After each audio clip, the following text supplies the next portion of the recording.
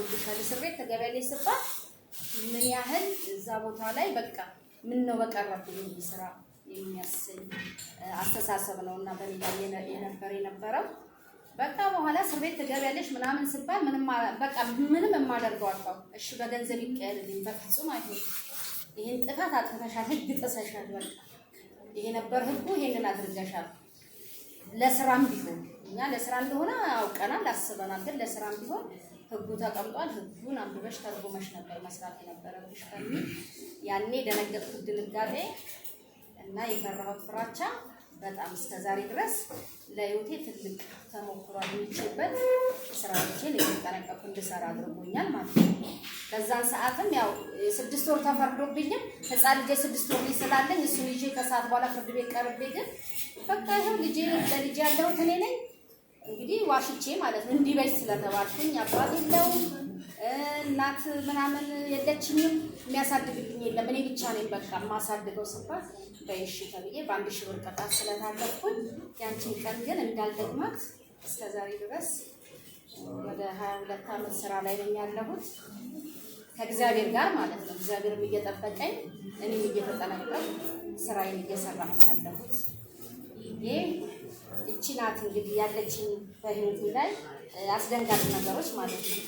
ከዛ ውጪ ያው ህግ ጠንቅቄያለሁ ወይ ደግሞ ሁሉንም እያወቅኩ ነው የምሰራው አይደለም ግን ሰው ሳላማክር የበላዮችን ሳላማክር አንዳንድ ስራዎችን በድፍረት አልሰራም ማለት ነው እና እስከዛሬ እግዚአብሔር ጠብቆ ነው።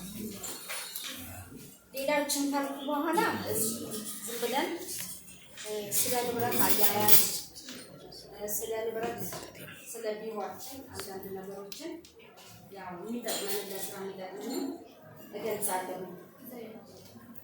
አንደኛ በመጀመሪያ ደረጃ ያው የምንሰራበትን ማቴሪያሎች ለስራ የምንፈልጋቸው ማለት ነው ለስራ የሚያስፈልጉንና ስራችንን እናከናውንበታለን ብለን የምናስበው ነገር ባለፈው ካረግ ገልጸዋለች።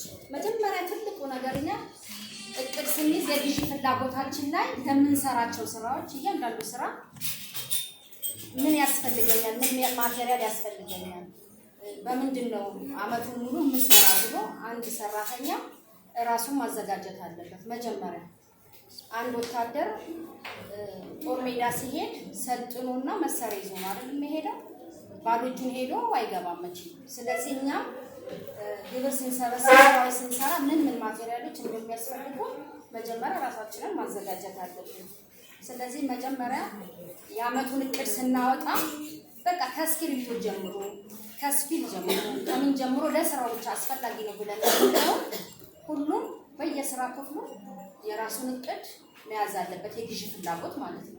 ያንን ይዞ በኋላ ግን ይሄ የግዢ ፍላጎት እናንተ የጠየቃችሁት የግዢ ፍላጎት ተገዝቶ በሚገባበት ሰዓት ደግሞ እኛ ደግሞ ያንን የግዢ ፍላጎት አይተን ነው መሰረት አድርገን ስርጭት የምናደርገው።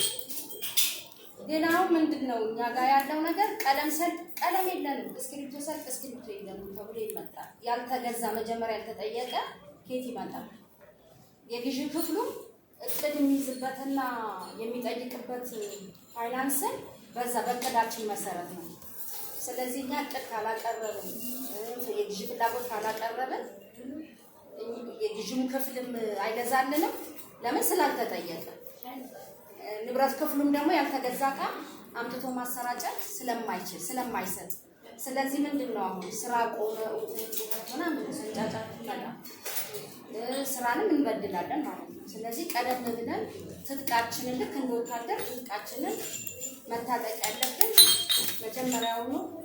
የግዢ ክፍሉ ግዢ ፍላጎት ሙሉ ሲባል ያሉት ስራ ሂደቶችን ቡድኖችን ተነጋግረው ያንን ነገር ማቀድ አለባቸው እንጂ ወንበር ሲመጣ ወንበር ስጡ ጠረጴዛ ሲመጣ ጠረጴዛ ስጡ ተብሎ ይመጣል። እኛ የሚገዛው ግዢ ፍላጎት ላይ ወይ 20 ይሆናል ወይ 30 ይሆናል።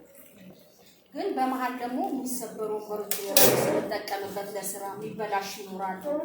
ያኔ ለንብረትና ጠቅላላ አገልግሎት ክፍል ስታሳውቁ እንዲገዛ ደግሞ ግዢ እንጠይቃለን እኛ ደግሞ ማለት ነው የስራ ክፍል። ስለዚህ የተለያዩ ነገሮችን ስትጠይቁ የማቴሪያሎች የአመቱን ግዢ ጠይቁ። የዓመቱ ግዢ ደግሞ ሲገዛ እኔ ይሄን ጠይቄ ነበር፣ ለመጠየቅም ያመቻል። እኔ ይሄን ጠይቄ ነበር ይሄ ግን አልተገዛልኝም ብሎ መጠየቅ ይቻላልና ይሄንን ነገር በቃ ሁላችንም አጽንኦት ሰጥተን ብንል ከዛ ውጪ ግዢ ላይ ደግሞ ያው በሚፈቀደውና ባለው ብር ነው የሚፈቀደው እንጂ የምንጠይቀው ሁሉ ደግሞ ይገዛልናል ብለን ማሰብ አንችልም። እና የጠየቅነው ሁሉ ይመጣል ማለት አንችልም። ግን ለስራ የሚያስፈልጉ ነገሮች መቅረት እንደሌለባቸው ቀደም ብለን እንግዲህ የዓመቱን ንብረት ክፍል የዓመቱን ክፍፍል ሲያደርግ ለየስራ ሂደቱ የሚያንስም ከሆነ ምንም የሚል ከሆነ ቀደም ብሎ ለንብረት ክፍል ያሳውቃል። ንብረት ክፍል ደግሞ ሰብሰብ አድርጎ አንድ ላይ ግዢ ክፍሉ በፕሮፎርማም ይሁን ጊዜያዊ ግዢም ይሁን እንዲጠይቅ ይደረጋል ማለት ነው። ስለዚህ ሁላችንም ያው የስራ ፍቃችንን አስበንና አልመን ቀደም ብለን ብንጠይቅ ጥሩ ነው እና ይሄ የለም የሚለው ነገር እንዳይኖር ማለት ነው። ከዛ ውጪ ያው ሁሉም በመመሪያ ነው የሚሰራው። ለምሳሌ አሁን እስክሪብቶ ሁሉ ክፍል ጨረስኩ ብሎ ይጠይቃሉ። በእርግጥ ስራችን ከእስክሪብቶ ጋር የተያያዘ ነው፣ ከጽህፈት ጋር የተያያዘ ነው። ግን ለአንድ ሰራተኛ አሁን የተፈቀደው በወር 1 እስክሪብቶ ነው። ለኃላፊዎች ደግሞ 2 እስክሪብቶ ነው መመሪያው የሚለው ማለት ነው። ግን እኛ እንደ ስራ ብዛት ይባልና ለሁሉም 24 ነው የምንሰጠው የዓመቱ ማለት ነው። በወር 2 እና እንሰጣለን 24 እስክሪብቶ። ግን በመሀል 6 ወር ሳይሆን 3 ወር ሳይሆን አለቀ ብሎ የሚመጣ ክፍል አለ። ይሄ እንግዲህ ፋይናንስ ቢሮ የሚያውቀው ህጉ ያስቀመጠው ለአንድ ሰው 24 እስክሪብቶ ይገዛል። ከዛ ውጭ ግን አለቀ ተብሎ ይመጣል።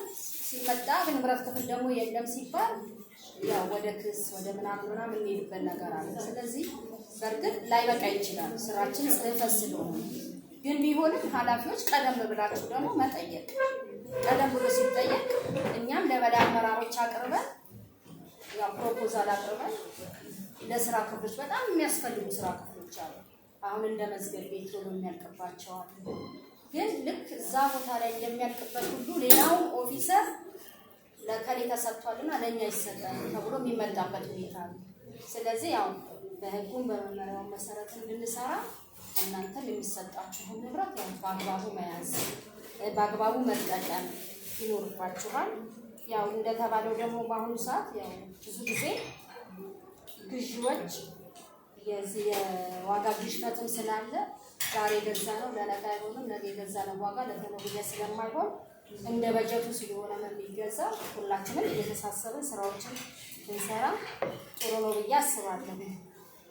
ሌላ ወረቀት አሁን በጣም እየባከነ ዝም ብሎ ሲጣል እናያለን ወረቀቶች። ስለዚህ እነሱንም ግን አሁን ወረቀት በፊት እኔ እንጃ 80 ብር የሚገዛ ወረቀት አሁን 600 ምናምን ብር ነው እየተገዛ ያለው አንዷ ፓኬት ማለት ነው። ስለዚህ አሁን እሱን ሁላችንም ያው ጥንቃቄ ያደረግን ለምን የመንግስትን ሀብት ንብረት ላይ መጠበቅ ላይ ያው ከራሳችንን ጭምር ኢኮኖሚ መጠበቅ ለሁላችንም ነው፣ ለሀገራችንም ጭምር ማለት ንብረት ገቢ የሚሰበስበው እዚህ ጋር ደግሞ የሚሰጠን ንብረትን ሁላችንም ለስራና ስራ ብቻ መዋል እንዳለብን ማድረግ ይጠበቅብናል ማለት ነው። ስለዚህ ይሄንን ሁላችንም በልቦናችን ማሳደር አለብን።